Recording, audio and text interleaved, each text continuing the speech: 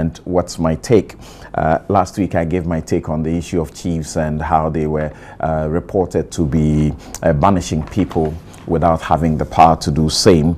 And I got some very good friends who called me and said, the law you were reading, are you sure it's still a law in force in Ghana? Because the Chieftaincy Act had been amended, or there was a new one. And I said, yes, you heard me right.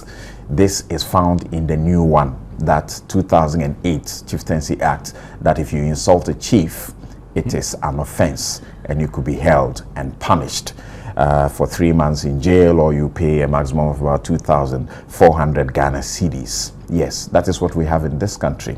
Insulting the president has been the job of many people, but that is not a crime. How come we have a crime for insulting a chief? That's what baffles many people. Well, this morning, my take is this, that stop the lazy approach to sanitation. Okay, sound like a broken record, but we need to stop this. The more I read and hear about plans to pass a new law to compel citizens to undertake cleanup exercises, the more I get angry at the sheer laziness in the system. The local government ministry has announced a draft bill is ready for the purpose because interest in the monthly exercise, which is voluntary, is fast waning. Why pass laws if we won't enforce these laws? In our criminal law, it is an offense to throw rubbish in the street or litter. And the law in section 296 says, quote, whoever does any of the following acts shall be liable to a fine not exceeding 200,000, namely, in any town, places or causes or permits to be placed any carrion, filth, dirt, refuse or rubbish, or any offensive or otherwise unwholesome matter on any street, yard, enclosure, or open space, except at such places as may be set apart by the local authority or the health officer for that purpose. So clearly it's prohibited that you litter. We don't enforce this law. If you know that we enforce it, please draw my attention to it. So I ask, why don't we simply enforce this law? And just why did we create the sanitation courts? There are sanitation courts in this country, but visit some of them and find out whether it's sanitation matters that are going on there or there are other matters that are being dealt with in those courts. Why did we upgrade? Next question. Why did we upgrade the punishment for this offense?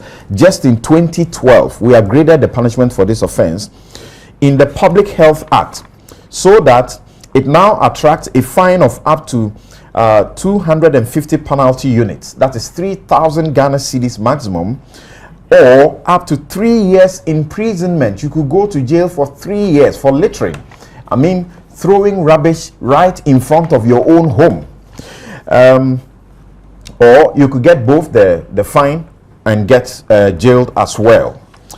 Will there be the need for any sanitation exercise that costs the state so much if these laws, including the offenses of selling unwholesome foods, etc., are enforced? Is a question. And I now put my charge to the honorable members of parliament. Let no serious MP support this unconstitutional laziness. Legislating to compel citizens to undertake cleanup exercises will not pass the constitutional muster. For those local government authorities that have as their bylaws made it compulsory for you to participate in the exercise, and if you don't participate, you get punished in the district court. Wait, I am told that Citizen Ghana is actually interested. Kofi Bentil is interested in challenging that your bylaw in the Supreme Court, and I can tell you with all certainty that they will strike it down as unlawful, unconstitutional.